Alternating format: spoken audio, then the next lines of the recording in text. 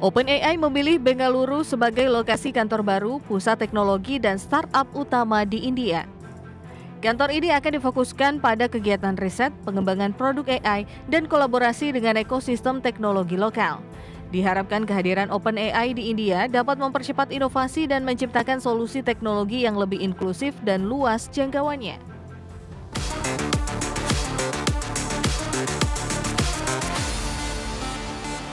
Pemirsa, OpenAI, perusahaan pengembang kecerdasan buatan terkemuka, mengumumkan akan membuka kantor pertamanya di India. Langkah ini menandai ekspansi strategis OpenAI dalam menguatkan kehadirannya di pasar global dan mengakses talenta teknologi di kawasan Asia Selatan. OpenAI memilih Bengaluru sebagai lokasi kantor baru, pusat teknologi dan startup utama di India. Kantor ini akan difokuskan pada kegiatan riset, pengembangan produk AI, dan kolaborasi dengan ekosistem teknologi lokal. Diharapkan kehadiran OpenAI di India dapat mempercepat inovasi dan menciptakan solusi teknologi yang lebih inklusif dan luas jangkauannya. India menjadi pasar yang strategis dengan sumber daya manusia terampil di bidang teknologi, serta potensi penggunaan AI yang besar di berbagai sektor. OpenAI bertujuan memanfaatkan talenta lokal yang kaya pengalaman sambil memperluas dampak dan aplikasi AI yang lebih luas di Asia dan dunia internasional. Pembukaan kantor di India adalah bagian dari strategi global OpenAI untuk memperkuat posisi sebagai pemimpin teknologi AI dan memperluas jaringan operasional di kawasan kunci dunia. Di masa depan, OpenAI juga akan terus mencari kemitraan strategis dan peluang baru untuk mempercepat pengembangan teknologi AI. Berbagai sumber IDX Channel. Sinopec Shanghai Petrochemical Co. mencatat kerugian bersih pada paruh pertama tahun 2025 akibat lemahnya permintaan pasar. Perusahaan melaporkan rugi sebesar 462,1 juta yuan atau setara dengan 1,03 triliun rupiah. Penjualan bersih juga turun lebih dari 10% secara tahunan, menekan performa di segmen penyulingan dan kimia.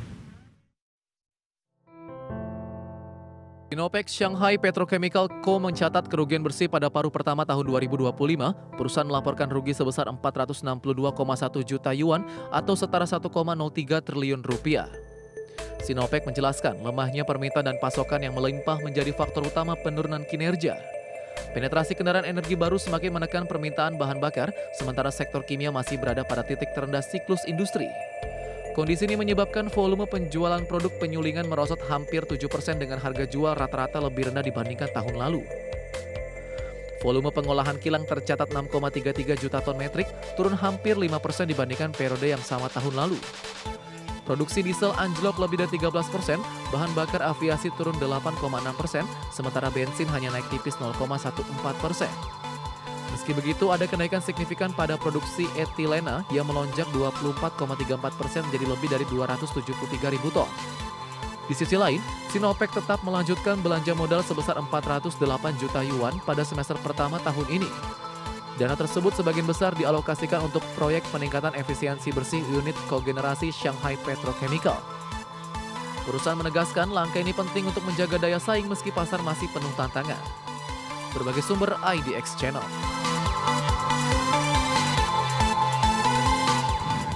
Pemirsa, terima kasih Anda masih bersama kami di Prime Market Highlights. Pemirsa, Boeing selangkah lagi mengamankan kesepakatan besar dengan China untuk menjual 500 pesawat jet. Nilai strategis transaksi ini bisa mengubah peta industri dirgantara sekaligus meredakan ketegangan dagang antara dua negara raksasa ekonomi dunia.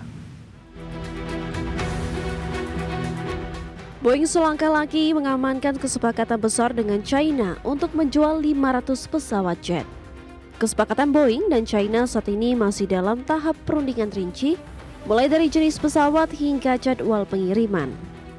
Meski begitu, sumber internal menegaskan, perjanjian ini bisa saja batal jika gencatan perang dagang antara Amerika Serikat dan China kembali terganggu. Karena itu, keberhasilan kontrak jumbo ini sangat bergantung pada stabilitas hubungan kedua negara. Kabar rencana transaksi langsung menggerek saham Boeing naik 3,7% di perdagangan prapasar Wall Street. Sepanjang tahun ini, saham perusahaan telah menguat 27%, menandai kebangkitan setelah sempat terpukul serangkaian masalah teknis dan krisis reputasi. Investor menilai kontrak dengan China bisa jadi momentum baru untuk mempercepat pemulihan Boeing. Adapun sebelumnya, upaya serupa nyaris terrealisasi pada 2023. Namun kandas akibat memburuknya hubungan antara Presiden Xi Jinping dan mantan Presiden Amerika Serikat Joe Biden. Kini peluang lebih terbuka setelah kedua negara sepakat memperpanjang gencatan tarif selama 90 hari. Dengan perpanjangan tersebut, jalan menuju kesepakatan besar Boeing China disebut semakin lebar. Berbagai sumber, IDX Channel. Microsoft memperketat aturan main bagi sejumlah perusahaan teknologi asal China. Ya, langkah ini menyusul dugaan bocornya informasi sensitif yang kemudian dimanfaatkan dalam serangan peretasan besar-besaran terhadap server SharePoint. Microsoft memperketat aturan main bagi sejumlah perusahaan teknologi asal China, di mana gelombang peretasan bulan lalu menargetkan server SharePoint dan langsung menimbulkan kecurigaan ke arah Beijing. Microsoft menilai kebocoran informasi kemungkinan terjadi melalui program Active Protection Program atau MAPP atau MAP. Melalui program ini, vendor keamanan di seluruh dunia termasuk dari China mendapat informasi dini soal celah keamanan sebelum diumumkan ke publik. Yang menjadi sorotan, kerentanan SharePoint diinformasikan ke anggota MAP pada akhir Juni hingga awal Juli. Namun, pada tanggal yang sama, Microsoft mulai mendeteksi adanya upaya eksploitasi. Keterkaitan waktu ini membuat pakar menduga ada pihak yang menyalahgunakan akses, meski pemerintah China tegas membantah tuduhan keterlibatan dalam kasus ini. Adapun Microsoft kini membatasi akses perusahaan China terhadap Proof of Concept Code atau kode simulasi serangan. Perusahaan menegaskan kode ini memang bermanfaat bagi keamanan, tapi bisa berbalik jadi senjata bagi peretas. Meski tidak menyebutkan nama perusahaan yang dibatasi, Microsoft menekankan evaluasi rutin terhadap semua peserta MAP termasuk sanksi hingga pencabutan akses jika terbukti melanggar kontrak. Berbagai sumber, IDX Channel. Lembaga pemeringkat S&P Global mencatat indeks PMI manufaktur Amerika Serikat di level 53,3. Angka ini meningkat dari posisi Juli 2025 yang berada di level 49,8. Industri manufaktur Amerika Serikat mencatat laju pertumbuhan tercepat dalam periode lebih dari 3 tahun terakhir. Pertumbuhan tersebut terutama didorong oleh peningkatan permintaan.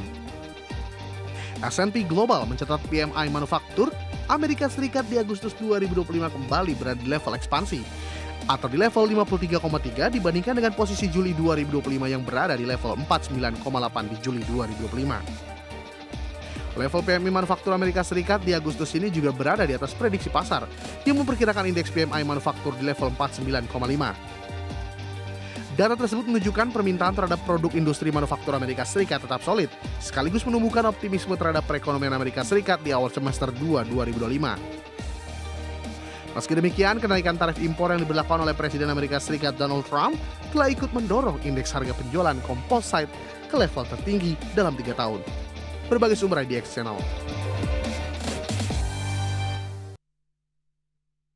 Pemirsa, di tengah ancaman sanksi pemberlakuan tarif resiprokal oleh Amerika Serikat, India dan Rusia mempererat hubungan dagang dan menargetkan kenaikan nilai perdagangan hingga 50% dalam 5 tahun ke depan. Rusia juga memastikan akan terus memasok minyak mentah ke India di tengah ancaman sanksi dari Amerika Serikat.